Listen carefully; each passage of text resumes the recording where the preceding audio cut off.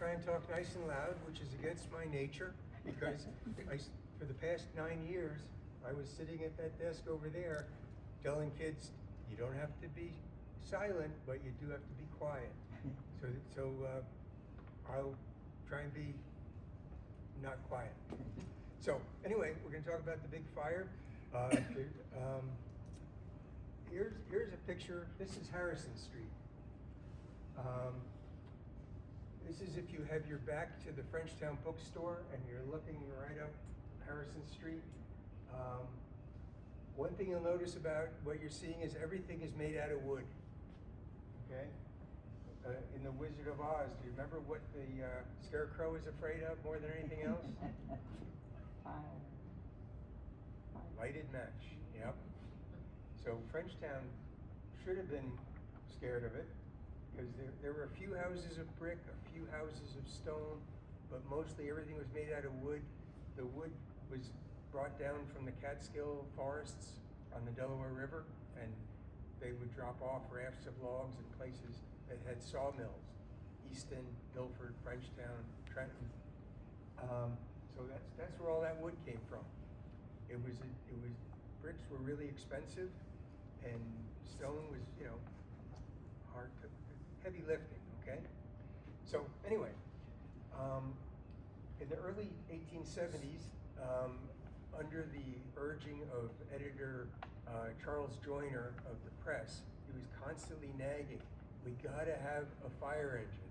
We gotta have a fire engine. And then the Borough Council decided, well, the fire engine would be expensive, so they bought 6 ladders, which made Charles Joyner really mad. And he kept warning, we need a fire engine. So they got one. They got a hand pumper, and Molly, next picture. And this is, here it is. It was hand operated. It weighed a ton, and it was really hard to work. And I don't know whether the firemen didn't know how to handle it, or whether it was just a lemon, okay? Because I read all these stories about fires, and they always bring out the Vigilant. They called it the Vigilant, because that's what was written on it when they bought it. And the fire company was named the Vigilant Fire Company, because they didn't want to re-letter the pumper. And anyway, and every newspaper account, about half the time, the Vigilant would do some good, and about half the time they couldn't get it going, okay?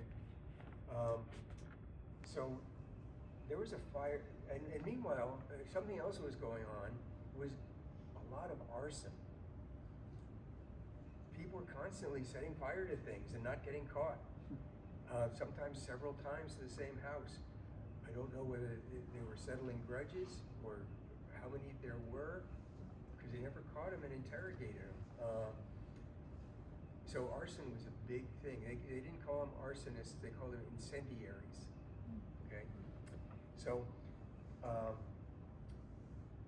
there was a fire in May of 1876, 2 years before the big one, and it was like a dress rehearsal for the big fire.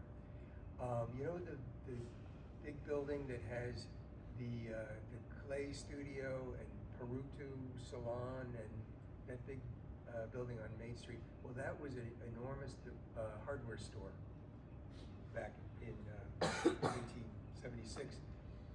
So it was 10:15 at night, and a couple of businessmen out on the street saw a furtive person come out the front door of the hardware store and run down toward the bridge. And they didn't follow him, but because he left the door open. They wanted to see what had been done. And they found the 3rd floor, big meeting room used by the Masons, had been set on fire. The arsonist had taken a watering can from the stock of the hardware store, filled it with hardware store kerosene, took it upstairs, lit it up. So they summoned, the fire company had disbanded, but the pumper was still around, it was housed a block away. And so anyway, they fought the fire with buckets and ladders,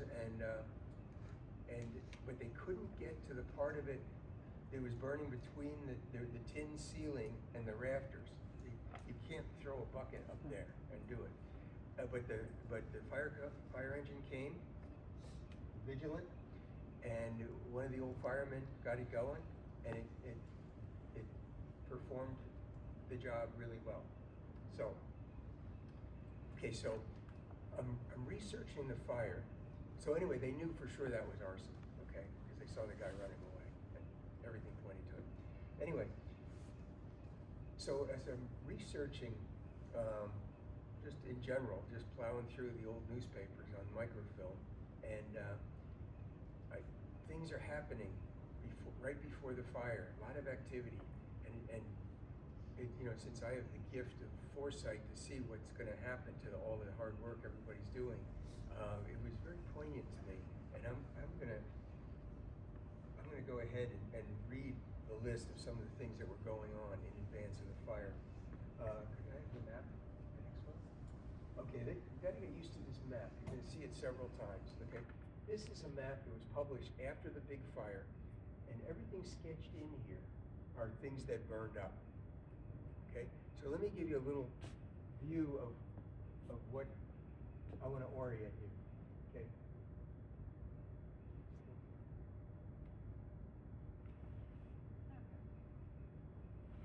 What do you see?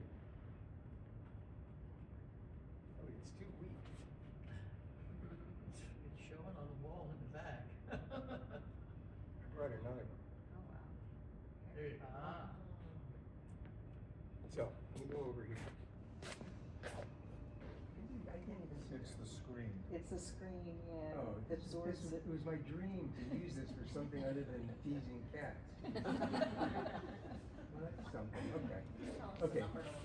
Bridge Street below, if you're this is kind of like the view, the intersection of Bridge Street and Harrison Street. If you know Frenchtown at all, you can see where everything's going on. So anyway, here's what's going on.